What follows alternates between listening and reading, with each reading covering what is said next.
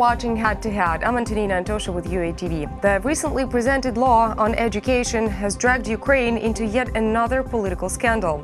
The document regulates the use of the Ukrainian language in the field of education. In particular, the law stipulates that children from national minorities in Ukraine will continue to study their mother tongue, and from the secondary school they will begin to study in the state language.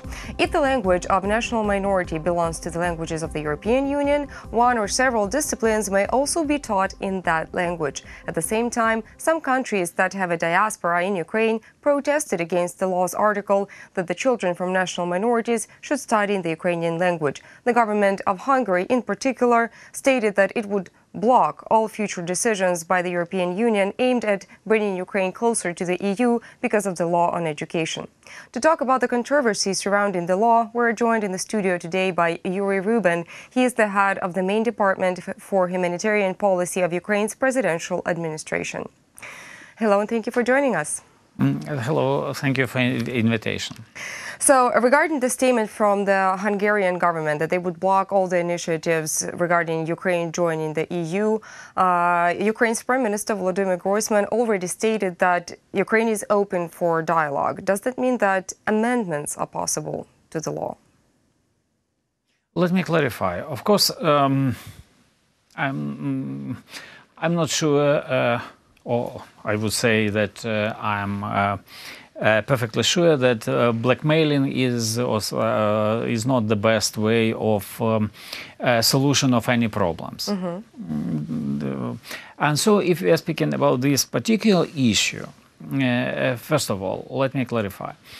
First of all, President.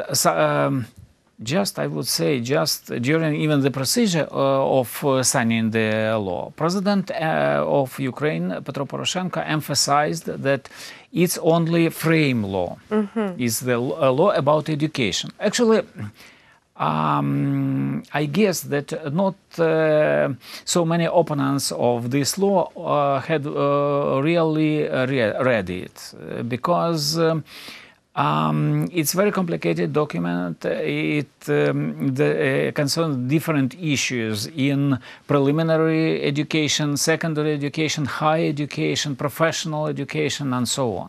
It's so speaking about this, President emphasized that if there are any issues concerning the education in national languages and so on, languages of national minorities. So Ukraine is open to the solving of all these issues in the future law of secondary education. Because, again, as a framework document, it must be the ideas or the articles of this document should be, let me say, developed, or should be given the precise formulation or with all the necessary details in future laws of preliminary education, secondary education, and so on, professional education, and so on. So on the table is a Ukrainian proposal that, first of all, we will listen, and we will very carefully listen for the results from of the discussion or resolution or decision of Venetian Commission. Okay. Commission for. But as far as I know, the law does not, actually fulfills everything that is stated by the Venetian Commission. Wait a minute. First of all, let us read the conclusion of the Venetian Commission. As far as I know, it will be ready, according to schedule, somewhere in the middle of December. Okay. That's the concerning time schedule. So we read these recommendations. Then we have option, for example, to develop to develop the law of secondary education, including these recommendations of Venice Commission or Venetian Commission, or, for example, even we can consider again the some maybe amendments to this law. But sticking to the law on the preliminary education which exists right now, I mean, a lot of schools in Ukraine already conduct studies in two different languages, like, for example, in Hungarian and in Ukrainian at the same time. Why then so much controversy around this law? First of all, unfortunately, there are a few dozens of schools especially in, for example, if you are speaking about Hungarian minority, somewhere in Beregovo and Vinogradovo district, where all education, I must emphasize, all education, all education is in Hungarian. The result is a bit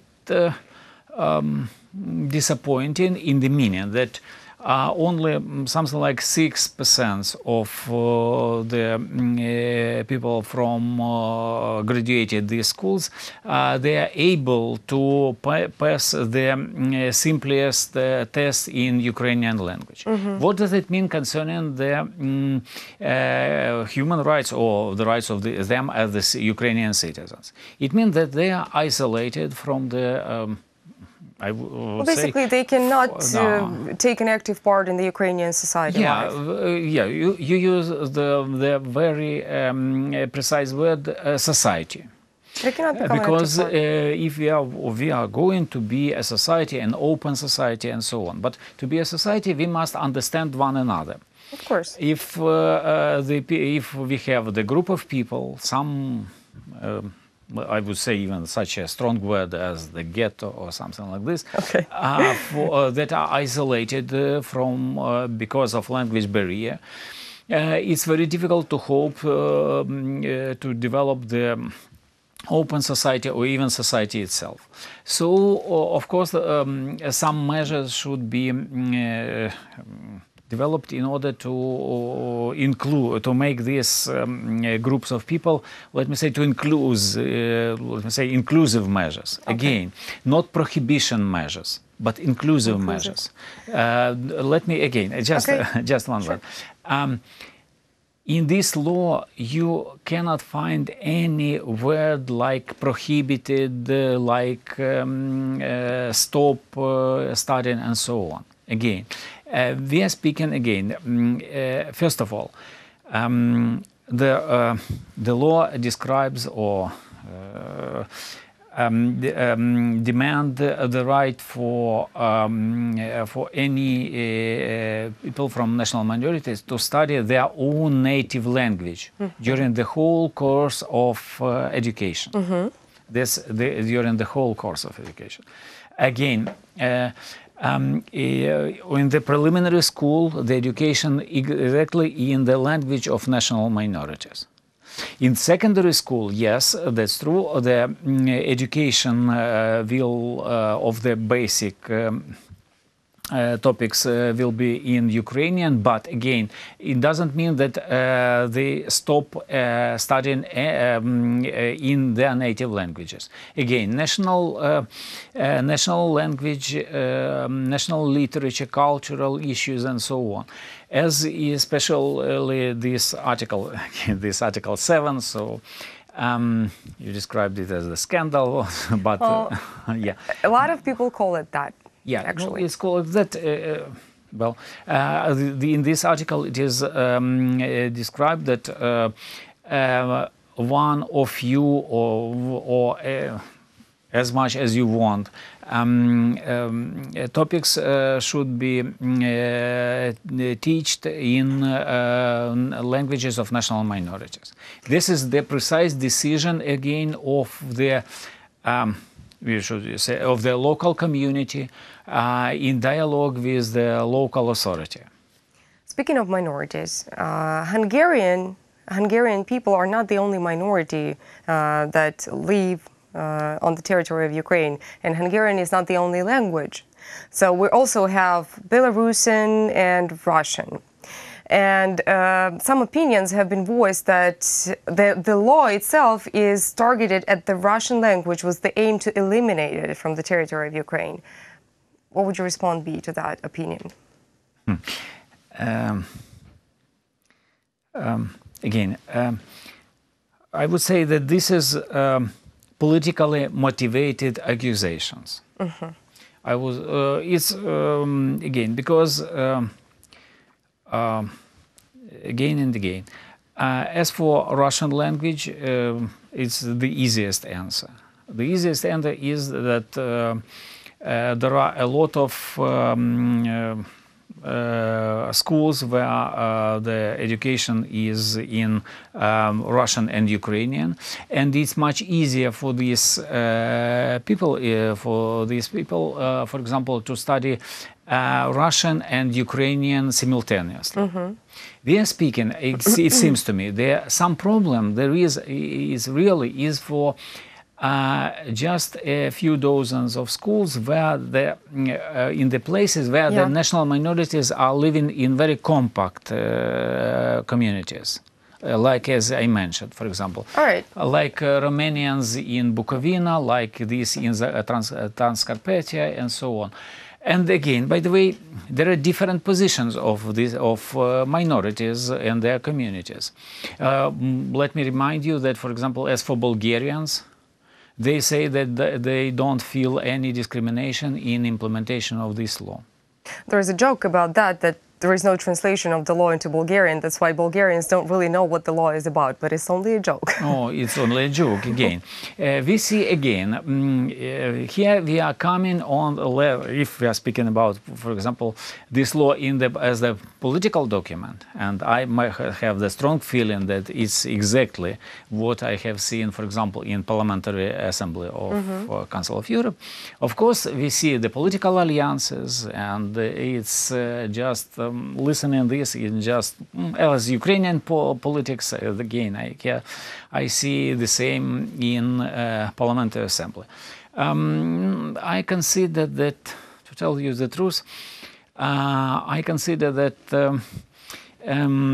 Parliamentary Assembly should have a bit more time, for example, to study this issue, to get the exact translations, and not to start from the political accusations in very strong language, like, for example, elimination, assimilation of national minorities, Speaking of which, Ukraine has already been accused of moving away from the idea of democratic multinational society after adopting the law. Oh, that's How much of it is true? That's it. That's the very, again, it's just, accusation that means, I guess, they mean nothing. It's just very complicated political process, and I would say even different processes, which oriented on the initial political process somewhere in Hungary, in Romania, in Moldova, and so. Unfortunately, I would say that unfortunately, again, if Ukrainian delegation had more time, for example, to develop the full description and so on, it will be much easier, and the result of much easier to get support, and the result of the voting, of the yesterday's voting, would be different. Again, we have some time. We have a time till December. It is written in this resolution, and again, there are no, by the way, in the resolution of Parliamentary Assembly, there are no such a strong word like abolition of all the democracy and the totalitarian regime, and so. There are no such words. There are no even mentioning about concerning. Again, Parliamentary Assembly and again the Council of Europe did not express its concern about the situation in Ukraine. Again, it's normal democratic process. In this democratic process, society is being changed all the time, and some, if we are speaking about again European aspirations of Ukraine. Of course, we want our educational system to be comparable or even I would say such ambition, competitive with the European ones. And so, of course, we need to develop some approach to this. And I don't think that reading this Ukrainian law, I would say that it's quite comparable to the similar law somewhere in Poland, in Romania, in Czech Republic, and somewhere else. Again, there are details because there are different societies, but we are on the way of dialogue, and I would say that Ukrainian side will use all possible means to persuade our partners in our, as you mean, devotion to the democracy and to our European way. Well, hopefully the dialogue ends up to be very fruitful. Thank you so much for your comments. Thank you for coming. That was Yuri Rubin. He is the head of the main department for humanitarian policy of Ukraine's presidential administration. Thank you so much for watching, and goodbye.